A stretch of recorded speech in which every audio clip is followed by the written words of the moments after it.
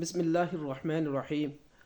تو میرے بھائیوں دوستوں، پچھلی ویڈیوز کے اندر ہم نے مسائل کو ڈسکس کیا کہ کس طریقے سے وضو نہ کرنے کی وجہ سے انسان کا وضو نہیں ہوتا، اور جب وضو نہیں ہوگا تو ظاہر سی بات ہے پھر اس کی نماز بھی نہیں ہوگی۔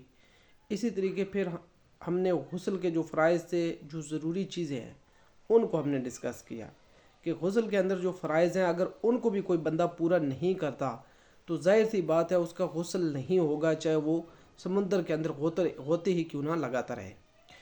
تو آج ہم انشاءاللہ رمضان کے متعلق بات کریں گے کہ رمضان جو ہے وہ جاری و ساری ہے، اور ہماری جو ترتیب زندگی ہے وہ کیسی ہے۔ تو آج ہم انشاءاللہ اس کے متعلق بات کریں گے کہ رسول اللہ صلی اللہ علیہ وسلم نے ہمیں رمضان المبارک کی جو تلقین کی ہے کہ ہم نے رمضان المبارک کس طریقے پہ گزارنا ہے اور ہمارا طرز عمل کیا ہونا چاہیے۔ تو ایک مسلمان ہونے کے ناطے میرا جو طرز عمل ہے وہ کیا ہونا چاہیے، آج انشاءاللہ اس کے اوپر بھی بات کرتے ہیں، اور آپ کو ایک احادیث کا انشاءاللہ آپ کے ساتھ ایک احادیث بھی جو ہے وہ بیان کی جائے گی، جس کے متعلق نبی کریم صلی اللہ علیہ وسلم کی جو تعلیمات ہیں اس کے مطابق ہمیں پتہ چلے گا کہ ہماری جو روزمرہ کی زندگی ہے اس کو کیسے گزارنا چاہیے۔ تو رسول اللہ صلی اللہ علیہ وسلم نے فرمایا، یہ صحیح البخاری حدیث نمبر 1903 ہے، کہ رسول اللہ صلی اللہ علیہ وسلم نے فرمایا کہ اگر کوئی شخص جھوٹ بولنا اور دغا بازی کرنا روزے رکھ کر بھی نہ چھوڑے تو اللہ تعالیٰ کو اس کی کوئی ضرورت نہیں کہ وہ اپنا کھانا اور پینا چھوڑ دے۔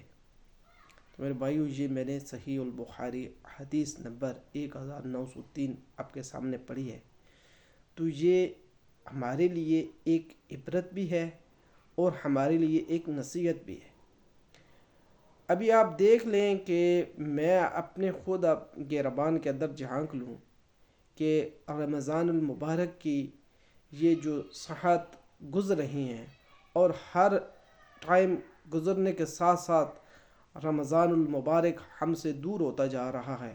اب دیکھیں، آج 8واں رمضان المبارک کا روزہ جا رہا ہے، تو آپ خود اس چیز کا تعین کریں یا اپنے گربان کے اندر ہر بندہ خود جھانک کر دیکھے کہ آیا کہ یہ 8 رمضان المبارک اس نے اس احادیث کو سامنے رکھ کر گزارے ہیں؟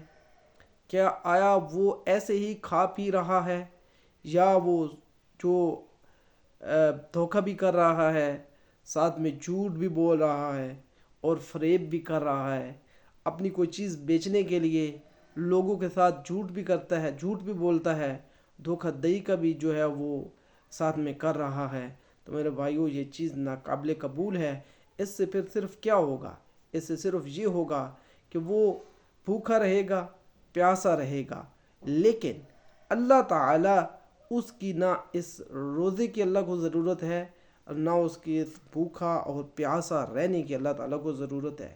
یہ رات میں ہو سکتا ہے تہجد بھی پڑھتا ہو اور تراویح کے اندر جو ہے وہ قرآن بھی سنتا ہو، لیکن دن کے اندر جو لوگوں کے ساتھ اس کے معمولات ہیں ان کے اندر یہ جو ہے وہ صحیح نہ ہو۔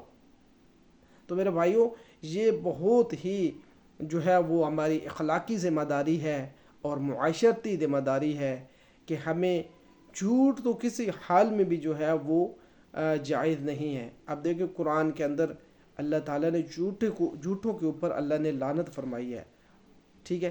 اسی طریقے پہ دھوکہ دہی نبی کریم صلی اللہ علیہ وسلم سے پوچھا گیا، یہ صحیح البخاری کی میں حدیث آپ کو سنا رہا ہوں۔ نبی کریم صلی اللہ علیہ وسلم سے پوچھا گیا کہ یا رسول اللہ صلی اللہ علیہ وسلم، کیا مومن بزدل ہو سکتا ہے؟ نبی کریم صلی اللہ علیہ وسلم نے فرمایا، ہاں، مومن بزدل ہو سکتے ہیں۔ فرمایا، یا رسول اللہ صلی اللہ علیہ وسلم، کیا مومن بخیل ہو سکتا ہے؟ آپ صلی اللہ علیہ وسلم نے فرمایا، ہاں، بخیل بھی ہو سکتا ہے۔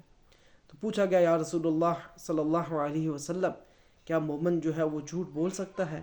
تو نبی کریم صلی اللہ علیہ وسلم نے فرمایا، نہیں، مومن جھوٹا نہیں ہو سکتا، بخیل بھی ہو سکتا ہے، بزدل بھی ہو سکتا ہے، لیکن میرا امتی جھوٹا نہیں ہو سکتا۔ تو میرے بھائیوں، آج ہر بندہ اپنے ارد گرد دیکھے، اگر وہ تاجر ہے تو وہ دیکھے کہ اس کی تجارت کہیں جھوٹ کے اوپر تو نہیں مبنی، اور اگر وہ کوئی بزنس مین ہے یا وہ کسی فرم کے اندر یا کسی بھی کاروبار میں یا نوکری پیشہ ہے، تو وہ دیکھے کہ کیا وہ جھوٹ تو نہیں، اس کی جو بنیاد ہے وہ جھوٹوں پر تو نہیں کھڑی۔ تو اللہ تعالیٰ سے دعا ہے کہ اللہ تعالیٰ ہمیں صحیح معنوں میں رسول اللہ صلی اللہ علیہ وسلم کی زندگی کو سمجھنے کی توفیق عطا فرمائے، اور سمجھ کر اس پر چلنا ہمارے لیے آسان بنائے۔ وآخر دعوانا ان الحمد للہ رب العالمین۔